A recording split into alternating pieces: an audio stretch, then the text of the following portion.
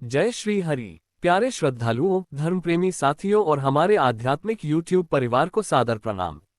आज हम आपको लेकर चल रहे हैं एक ऐसी रहस्यमयी और प्रेरणादायक कथा की ओर जो केवल पुराणों का आख्यान ही नहीं बल्कि वर्तमान जीवन और आने वाले भविष्य की गूढ़ चेतावनी भी है। ये कथा है कलियुग के आरंभ, उसके प्रभाव, धर्म और पृथ्वी के संवाद और राजा परीक्षित द्वारा कलियुग को दिए गए स्थानों की। क्या आपने कभी सोचा है कि सतयुग, त्रेता, द्वापर और अब कलियुग, इन युगों में मानव जीवन, धर्म और गुणों में कितना परिवर्तन आया है? क्या सच में कलियुग के अंत में यागंती मंदिर का पत्थर नंदी जीवित हो उठेगा? और क्या हम आज जिस संसार में जी रहे हैं वह उसी भयावह कलियुग की भविष्यवाणी का रूप है? इन सभी सवालों के उत्तर और कलियुग की आरंभ कथा एक साधारण लेकिन प्रभावशाली शैली में आज हम आपको विस्तार से सुनाएंगे। इसलिए हमारे साथ बने रहिए और इस अद्भुत यात्रा का आरंभ करें, जहां धर्म अधर्म से टकराता है और सत्य की परीक्षा हर युग में होती है। 2. शुरुआत करते हैं कलियुग की उस घटना से जब पृथ्वी स्वयं रो पड़ी थी। सत्ययुग से लेकर कलियुग तक में मानव में आए हैं ये बदलाव जानकर हैरान रह जाएंगे आप। हाथरस में खाटू श्याम की भक्ति रस धारा में डूबे श्रद्धालु, निशान यात्रा में झूमे भक्त। कलियुग में भगवान को पाने का उपाय है भजन, ध्यान और जप। हरिनाम कलियुग का मूल मंत्र। जब धर्मराज युधिष्ठिर अपना पूरा राजपाट परीक्षित को सौंपकर अन्य पांडवों और द्रौपदी समेत महाप्रयाण हेतु हिमालय की ओर निकल गए थे, उन दिनों स्वयं धर्म बैल का रूप लेकर गाय के रूप में बैठी पृथ्वी देवी से सरस्वती नदी के किनारे मिले। गाय रूपी पृथ्वी के नयन आंसुओं से भरे हुए थे, उनकी आंखों से आंसू बह रहे थे। पृथ्वी को दुखी देख धर्म ने उनसे उनकी परेशानी का कारण पूछा। धर्म ने कहा, देवी तुम ये देखकर तो नहीं रो रही कि मेरा बस एक पैर है, या तुम इस बात से दुखी हो कि अब तुम्हारे ऊपर बुरी ताकतों का शासन होगा, कलियुग का पृथ्वी पर कब्जा? इस सवाल पर पृथ्वी देवी बोली, हे धर्म तुम तो सब कुछ जानते हो, ऐसे में मेरे दुख का कारण पूछने से क्या लाभ? सत्य, पवित्रता, क्षमा, दया, संतोष, त्याग, शास्त्र विचार, ज्ञान, वैराग्य, शौर्य, तेज, ऐश्वर्य, कांति, कौशल, स्वतंत्रता, निर्भीकता, कोमलता, धैर्य, साहस, उत्साह, कीर्ति, आस्तिकता, स्थिरता, गौरव, अहंकारहीनता आदि गुणों के स्वामी भगवान श्री कृष्ण के स्वधाम जाने की वजह से कलियुग ने मुझ पर कब्जा कर लिया है। पहले भगवान कृष्ण के चरण मुझ पर पड़ते थे, जिसकी वजह से मैं खुद को सौभाग्यशाली मानती थी, परंतु अब ऐसा नहीं है, अब मेरा सौभाग्य समाप्त हो गया है। धर्म और पृथ्वी को किया प्रताड़ित। धर्म और पृथ्वी आपस में बात कर ही रहे थे कि इतने में असुर रूपी कलियुग वहां आ पहुंचा और बैल और गाय रूपी धर्म और पृथ्वी को मारने लगा। राजा परीक्षित वहां से गुजर रहे थे। जब उन्होंने ये दृश्य अपनी आंखों से देखा तो कलियुग पर बहुत क्रोधित हुए। अपने धनुष पर बाण रखते हुए राजा परीक्षित ने कलियुग से कहा, दुष्ट पापी तू कौन है? इन निरीह गाय तथा बैल को क्यों सता रहा है? तू महान अपराधी है, तेरा अपराध क्षमा योग्य नहीं है, तेरा वध निश्चित है। परीक्षित ने कलियुग को ललकारा। राजा परीक्षित ने बैल के स्वरूप में धर्म और गाय के स्वरूप में पृथ्वी देवी को पहचान लिया। परीक्षित राजा ने उनसे कहा, हे वृषभ, आप धर्म के मर्म को भली भांति जानते हैं, इसलिए आप किसी के विषय में गलत ना कहते हुए अपने ऊपर अत्याचार करने वाले का नाम भी नहीं बता रहे हैं।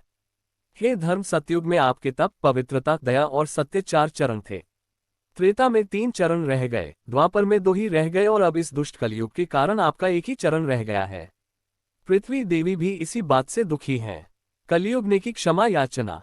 इतना कहते ही राजा परीक्षित ने अपनी तलवार निकाली और कलियुग को मारने के लिए आगे बढ़े।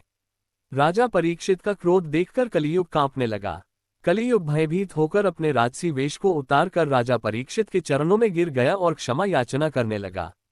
राजा परीक्षित ने शरण में आए हुए कलियुग को मारना उचित न समझा और उससे कहा, कलियुग तू मेरे शरण में आ गया है, इसलिए मैं तुझे जीवनदान दे रहा हूं, किंतु अधर्म, पाप, झूठ, चोरी, कपट, दरिद्रता आदि अनेक उपद्रवों का मूल कारण केवल तू ही है।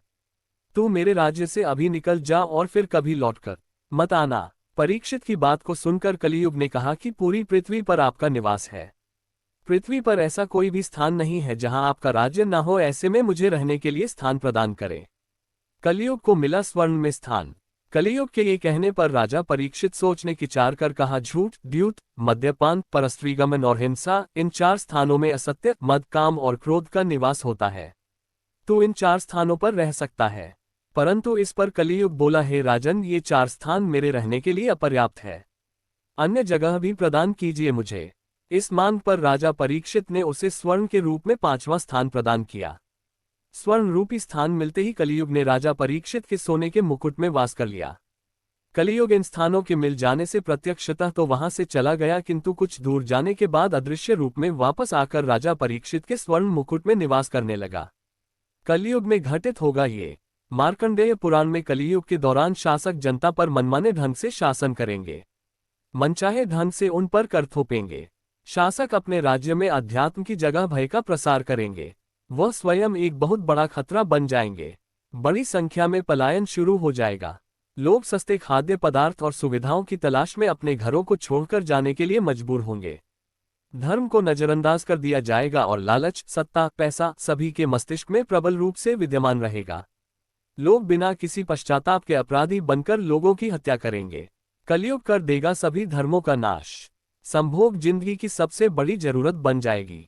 लोग बहुत आसानी से कसम खाएंगे और उसे तोड़ देंगे। वचनों का कोई अर्थ नहीं रह जाएगा। लोग मदिरा और अन्य नशीले पदार्थों की चपेट में आ जाएंगे। गुरुओं का सम्मान करने की परंपरा समाप्त हो जाएगी। ब्राह्मण ज्ञानी नहीं रहेंगे। क्षत्रियों का साहस खो जाएगा और वैश्य अपने व्यवसाय में ईमानदार नहीं रह जाएंगे। पाप अपने चरम पर होगा। कथा समापन की ओर। प्रिय श्रद्धालुओं, आपने अभी जो कथा सुनी वह केवल एक प्राचीन पौराणिक प्रसंग नहीं, बल्कि एक चेतावनी है, एक दर्पण है जो कलियुग की सच्चाई और हमारे वर्तमान जीवन की स्थिति को दर्शाता है। धर्म का केवल एक चरण शेष है और वह है सत्य। यदि हम सत्य, भजन, जप और हरिनाम को अपना आधार बना लें तो कलियुग की तमाम विकृतियां भी हमारा कुछ नहीं बिगाड़ पाएंगी। याद रखिए, हरिनाम ही कलियुग का मूल मंत्र है। भक्ति ही है भगवान तक पहुंचने की सीढ़ी और ध्यान ही है आत्मा का असली भोजन। जैसे जैसे युग आगे बढ़ेगा, पाप, अधर्म और मोह के बादल और घने होंगे, परंतु जो प्रेम, सेवा और भक्ति में लीन रहेगा वह इस अंधकार में भी प्रकाश को देख सकेगा। अब आपसे विनम्र निवेदन है, इस दिव्य कथा को अधिक से अधिक लोगों तक पहुंचाएं।